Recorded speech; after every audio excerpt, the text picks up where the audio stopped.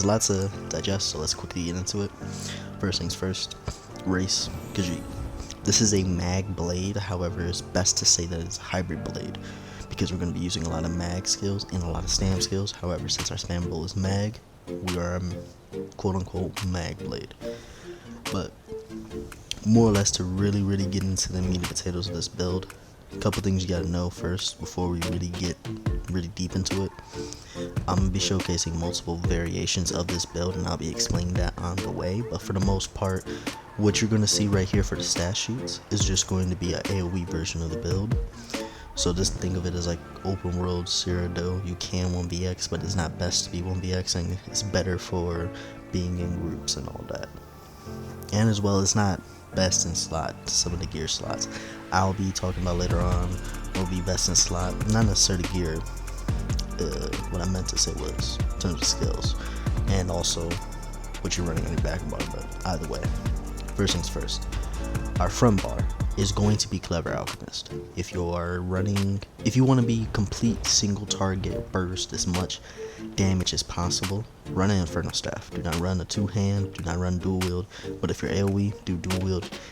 If you want a dot, you can do dual wield as well. If you want, a simple thing with a greatsword, you can run that too. But getting into the back bar, as you just saw, we're running Wretched Vitality, two-hand greatsword. You can either run a greatsword for access to rally, or you can run a Resto Staff. The Resto Staff doesn't really grant you anything special, but when you heavy attack, you get major mending, and as well you can get some other combos off for your skills. We're running Balorgs for our monster helm, and Balorgs is Balorgs. Basically, this entire build is set up for you to get a whole bunch of recovery coming in from Wretched Vitality, so you can activate your skills and you can just more or less spam them, while then being capable of doing a lot of burst damage when you proc Clever Alchemist and Balorgs together to insanely increase your weapon damage. On top of that, we're going to be also running Sea Serpent Coil, so this does slow us down a little bit. However, due to the recent buffs of the Nightblades, you are able to get access to a major and minor expedition, therefore making you extremely fast in most scenarios. But because of that, now we don't have to worry about that snare. We can still move around really quickly. Now, we are running One Piece trainee, but I just have that on the ring. There's a lot of ways you can change up and make this quote more efficient and get more resistance, but it doesn't really matter. As long as you're running 5-piece medium, 1-piece light, and 1-piece heavy, you're good.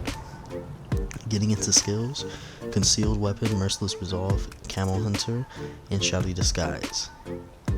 These are the core basics of the skill. When you get into the variations, which I'm about to do right now, the only thing that's really going to change is your ultimate and your execute. It's not really always execute. You can make other skills be put in there, but that's really it. Concealed Weapon grants you, whenever you leave stealth, you get 10% increased damage done, while at the same time, while it's slotted, grants you minor expedition. So that's how you move really fast, while also being really strong and spammable.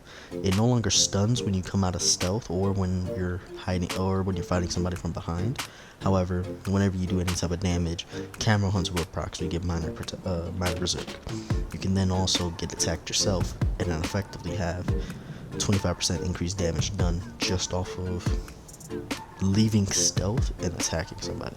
Spots to put in, instead of running whirlwind blades, you can run Blood Craze, a little dot, get the hemorrhaging proc. Really good for single target damage, but you don't have to run that. Impale slash the other one, the Killer's Blade, is really valuable, so you can run that as well. But overall, it all depends on whether or not you're single target or AoE. If you're AoE, you run Whirling Braids, but if you don't want that and you want to run Blood Craze and be more single target, go ahead. When it comes down to your ultimate, is either Dawnbreaker or Soul Harvest slash Incapacitating Strike. Really doesn't matter which of the ultimates you do, as long as you're sticking with the format of, if I'm single target, you use a single target ultimate. If you're AoE, you're using the AoE ultimate. The reason why I suggest you run an Inferno Staff, even though that's not really what a lot of people are running, is because an Inferno Staff will always grant you the most amount of damage done. Like, you will always hit harder with an Inferno Staff, But if you have an issue when it comes down to pen, that's when most people tend not to run Infernal Staff. They tend to run maces, they tend to run mauls to get as much pen as possible. But we're not in the issue when it comes down to pen, because I'm being 1000%. We have so much weapon damage that we don't need a major breach, we don't need a minor reach to hurt somebody. Now you can still get those, that is still viable. You can swap off things and get those if you're comfortable with it, but you don't need it. But just keep that in mind when it comes to the turn. When you get to your back bar though, this is when things start to change up a little bit. Obviously you just saw some of the skills going on there. Refreshing Path, Ring of Preservation, Rally, Healthy Offering, Resolving Vigor. Really what you need to know about your back bar is you need to have at least 2 heals. Personally, I tend to make sure that I always have Resolving Vigor and Refreshing Path because those hots combo really well together, and then have Healthy Offering. When it comes down to your other 2 skills, Ring of Preservation and Rally, it is really up to you. But I like Rally most of the time because it's a burst heal and it grants me major brutality on demand. Like I don't have to worry about attacking somebody or being in range. But if you want the most amount of damage, you will run either Inferno Staff, but you're running Inferno Staff, Clever Alchemist with a Resto Staff, and you'll activate Power Extraction on your back bar. By putting Power Extraction on your back bar, you heal better. So there's that, but then also you get more weapon damage as well. In total, if you do that, you have the best healing and the best damage possible for both you and your team, excluding losing out on Rally. But again, when you get a major mending from heavy attacking while getting a minor mending from activating Healthy Offering, you're able to heal yourself way easier, and if any of these things crit, you literally can just survive easily. And then taking out Ring of Preservation, you can easily put in a lot of skills for there. I suggest putting in like Mirage or the other morph of Mirage, like the Fantastical Escape or something like that, because you already get a minor resolve. You don't need Mirage for the minor resolve. But if you run that, that allows you to then, whenever you take direct damage, you get a 10% reduction to your roll dodge. So basically, if you just keep getting attacked and then you roll dodge, boom, you can literally have no cost to your roll dodge, really allowing you to just easily dominate most enemies that you're fighting, because you're able to just constantly roll dodge without really taking damage and without really losing out on a lot of stamina, while at the same time preparing yourself up and setting yourself up to do the most amount of burst damage possible. Because when a lot of people see you roll dodge, they want to keep the pressure on you instead of buffing themselves. So if you do it just right, even with the new patch, you can waste somebody's resources while not wasting much of yours, and then line up a Dawnbreaker or Incap and just wipe somebody out. So a lot of options when it comes down to the tune. And most of these buffs that we're using, well, most of these heals and skills that we're using, they provide some type of buff, whether it's offensively or defensively. So these skills are not just random skills. I know it may seem random to a lot of people, but they are very, very important in their own way, depending on what you're trying to do. If you're trying to hit the hardest and survive the easiest, you would run dual wield with a Resto Staff or Inferno Staff with a Resto Staff. But if you don't really care too much about that, you're okay with the damage that you have right now, you just want to do some AoE damage, then, and also have the best survivability in my opinion, then you will run what you're seeing right here on the screen. We are Vampire Stage 3, we are running Jewels of Misrule, and we do have the Shadow Mundus for our OT, we have the Shadow Mundus for our boon. Basically, we're stacking crit damage. The way we're stacking that crit damage is through our passives. You already seen some of the passives that we're running currently. Having the Undaunted passive is really good, and having access to other passives from the Siphoning skill and from the Shadow skill really increases our max resources, because that's very needed. But other passives that we're getting, like through our Medium Armament, through our Nightblade passive, through our Khajiit passive, that allows us to get a lot of crit damage up, and this is needed this patch to really max out our damage. Now, the way we max our damage is we're not really worried about pen, right? For the most part, we're worried about how much weapon damage do we have, and then how much crit damage we have. Without really trying with any of our sets, we don't get past 100% crit damage done. We only get up to 92-93% crit damage done, which is really good considering that most of the people, they'll try to run Order's Wrath or Archer's Mind to really stack up the crit damage.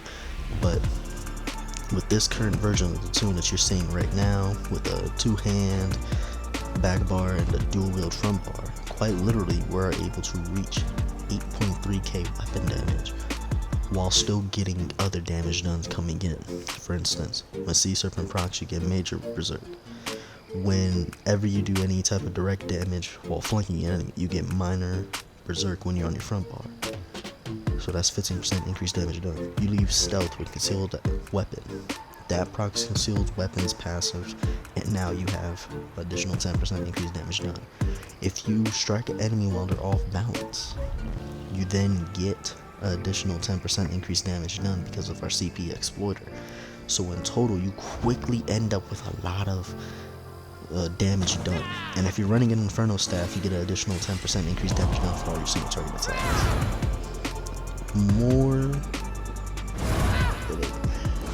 There's no need to be worried about your pen.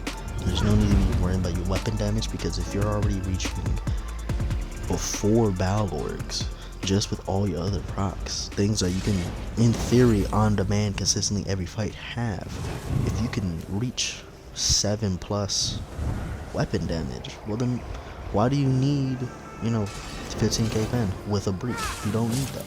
Plus getting all this damage done, you very much can, if you wanted to, easily swap off of, like say, Wretched Vitality and go into other sets if you wanted to, but then you start losing out on certain skills.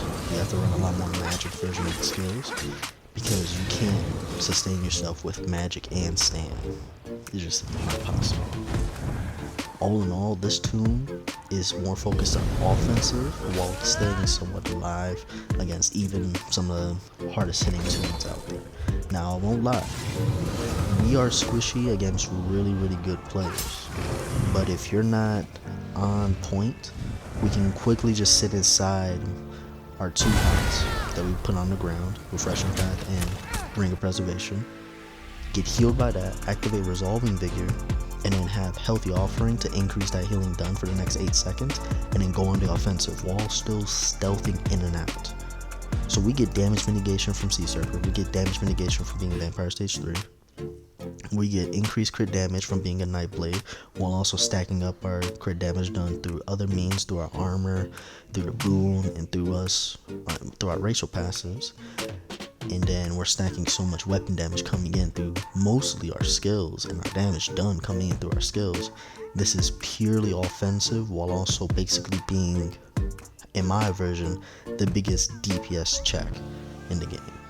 Like, you are a DPS check. If somebody doesn't have a really good burst, they can't kill you. They simply can't. You have to fuck up really bad in order for somebody to kill you if they don't have good burst. So when it comes down to dots, even some of the strongest dots this patch, you will be able to survive. So when it tries to activate a Toxic Barrage on you, you can go in stealth, stop that real fast, and then activate 2 hots. Boom. What they gonna do? You can activate all your hots and be fine. Shoot, if you don't even want to be running Ring of Preservation, you want to run other skills, it's perfectly fine. You're still going to have a lot of survivability. Even if you end up dropping Rally and Ring of Preservation, whatever skills you put on, whether it's Power Extraction, or it's Challenge Acceleration, or Race Against Time, or it's the Phantasm Escapism, they're going to provide other buffs to you that's then going to allow you to then either A, hit harder, heal better, which possibly can be coming in through the same skill with Power Extraction, or it's going to allow you to just crit better. So whenever you do crit down, you just hit them even harder. Or it's going to allow you with a different means of avoiding damage and not worrying about the cost of your stamina or whatever you just activated, the Phantasm Escape. So there's many ways to survive and do a lot of damage quickly. It's really just up to you and your specific playstyle. Again, if you want the most amount of damage, you want to Lesser Staff back bar, and you want to run Power Extraction. And whenever you need to heal yourself, you heavy attack, then you activate Healthy Offering. That's to max out your healing done with that Healthy Offering, while at the same time making sure that if you sit inside your hots as well, those hots will then heal you the best possible. Getting into CP really quickly, CP is CP, right? The most important thing you need to know is your blue CP, right? Your blue CP, if you're single target, you need to run Deadly Aim, Exploiter with Master at Arms, and then you can go into Focus Mending if you want to have a little bit more survivability. If you're not really focused on survivability at all, you want to make this more of a gank than regular brawler, because this is what it is. It's a brawler zone. If you want more of that more of the just damage overall, you can go into Fighting Finesse, so you can get that 8% increase to crit damage and crit heal, so you can get past, you know, the 93% that we're sitting at and get up to 101% crit damage done. And then I think we're at like 80 or barely 90% crit healing, so you can really just survive and do that easier. Right, you could do that, or if you're AoE, you can go into having Opulent Overload with Exploiter, Master at Arms, and Biting Aura.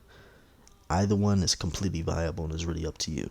But just know that at the end of the day, this tune has insane damage potential, and in terms of survivability, it's really up to you on how survivable you want to be. Red CP, you know, red CP is red CP. You just have balanced vitality, slippery, slavery, and then really it's up to you on the last part. Me, I tend to run Pain's Refuge or Relentlessness to get some major protection coming in, but at the end of the day, it's up to you, bro.